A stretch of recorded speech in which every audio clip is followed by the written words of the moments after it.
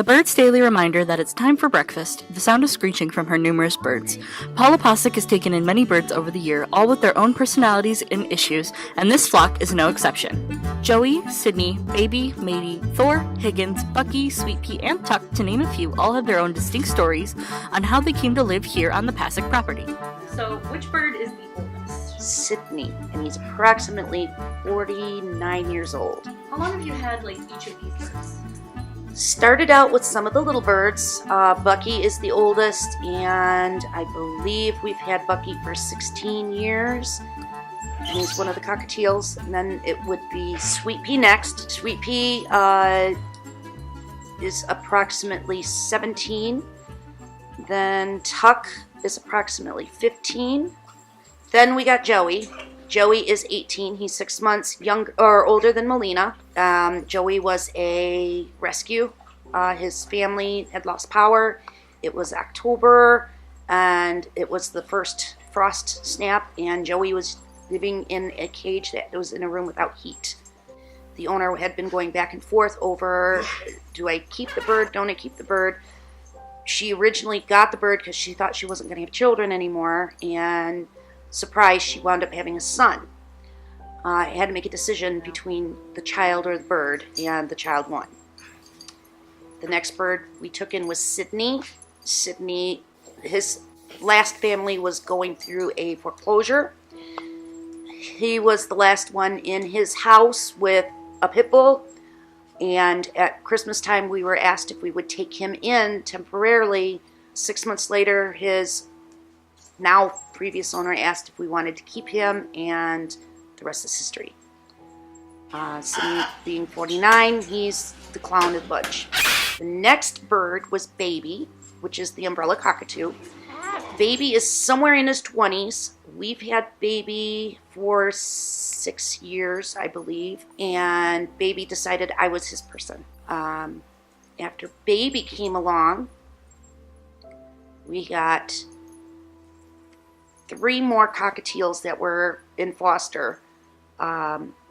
Orville, Wilbur, and Ralph. Orville and Wilbur were from the same breeder as Tuck. Unfortunately, that breeder likes to overbreed. After those 3 came, we got Mikey and Higgins. Mikey and Higgins were a case where the family had too many birds, and the city they lived in were giving them a hard time because of the noise. They were violating noise ordinance because of how loud the birds were. It turned out that Mikey and Higgins weren't the problem. They just wanted to get rid of them. Mikey was found in a foreclosed, empty home in the summertime with a bag of birdseed open on the floor. We don't know much about him other than he bonded to Higgins, and that's why they're together. They're the double yellow-headed Amazons. Thor was the next one. Thor is in his mid-20s as well. He is a Moluccan cockatoo that is a feather chewer. He chooses feathers because he wants to be the center of attention, and it became a habit. His last family was taking care of him for 15 years, I believe. 15 years. And that we're his third family. He was an alcoholic with his last family. He had liquid libation with his dad every evening. So when he came here, he had to dry out, which was really fun.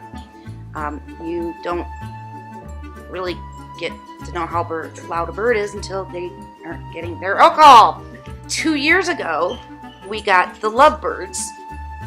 The lovebirds were from a woman whose husband had passed away.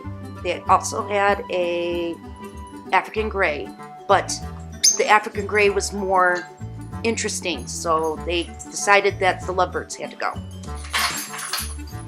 The last bird we took in was Matey. Matey is approximately 15 going on 16, and we're his third family as well. He was originally supposed to be handicapped. He had a broken leg and a broken wing, but with proper care, he's using his wings, he can use his foot. He doesn't seem to have that many problems, other than when we got him, he swore like a sailor. He was kind of a neglect as well. He was in a 8x10 room. No noise, no TV, no radio, no interaction. Mini blinds, so he didn't get a whole lot of sunlight. The first funny thing he did is when he got here and he learned that he could freely talk is he climbed down off the cage, decided that he was going to try to step up on one of my plants, called it a bunch of vulgar names, and started ripping the leaves off. That's when the plant got moved away from him. He's a work in progress. Right now, he likes the women in the house. He doesn't care for men. And hopefully we're going to turn him into an educational bird as well as Sydney is an educational bird. Sydney can go to schools and interact with children without any issues. The Pasek household is almost always full of conversation, either by the people themselves or the birds within. Many of these beautiful animals have quite a few issues, larger birds in particular. Each has been adopted by the Paseks due to the difficulty they would have had being adopted out to others. Birds with anger issues, birds that bite, and birds that swear have a harder time being adopted by people, and these are only a few of the problems that can make or break the case for a bird being adopted. Why did you choose these particular birds? We didn't necessarily choose them, they chose us. So what would happen to these birds were they not taken in by you? Some of the birds would be farmed out to other people in the Rainbow Feathers Rescue and Bird Club, or some of them would have been put down. What kind of issues could a bird have that would not cause them to be adopted? When you walked in the house and heard how loud it is, that's one of the biggest issues, is the noise. Yeah. They're incredibly loud, they're incredibly messy, they're incredibly dirty, they're destructive. You don't get a bird if you want to have nice things. You don't get a bird if you want to go on a vacation. You don't get a bird if you want to have somebody that's going to do what you think they should do, because they have a mind of their own. So what is the average lifespan for like the larger birds that you have? Could live up to 80 years with good and proper medical care, good food and interaction, sunlight. They have the potential to live as long as we do. Why do you think that some people are reluctant to adopt birds that have issues like the swearing and pulling out their feathers, things like that? People want cute. People want, hi, hello, I love you, come here, give me kisses. People want birds that they're going to be able to interact with when they want, not when the bird wants. They don't have the exact same abilities as we do, but they have emotions, and people just want something that looks good in the corner. So did you have animals in your house when you were growing up? Yes. What kind of things? Dogs, birds, fish, hamsters, lizards. I've had animals my whole life. So would you say that that kind of led you to wanting animals when you got your own place? Absolutely. There's more than just birds in the house, though. The Paseks have their own merry band of misfit dogs as well, each just as unique as their avian companions. I feel like we should address the elephant in the room, or the dog in the room. How did you come to adopt each of the dogs? The oldest one is Shadow, which is on the floor. He was a puppy that would have been put down. Little girl across the street asked us if we would take him because her sister was going to put him in a pillowcase and put him in the river. Pepper, I inherited. She was my grandfather's dog. She's about 8 years old, and she is living out her life in luxury and spoiledness. She's on borrowed time because she has congestive heart failure. The elephant in the room, his name is Apollo, and Apollo is a Corsican Mastiff Pit Bull mix. And Apollo we got in the springtime. The vet said he was approximately a year old. Yes. And he would have been put down if he wouldn't have wanted the shelters. The second day we had him, he threw up a pile of roundworms and ringworms. So he would have been put down, and the previous owner would have been prosecuted for neglect and endangerment. So how did you come to adopting in general, like as you got older, instead of just buying pets? How did you come to adopting and rescuing? I grew up getting animals from shelters or from other people as adoptions because they couldn't take care of them anymore or whatnot. I'd rather adopt than shop. Birds take a heavy emotional and financial toll, and just one bird can break the bank for some families. With numerous ones contained in Paula's aviary, the numbers are truly astounding.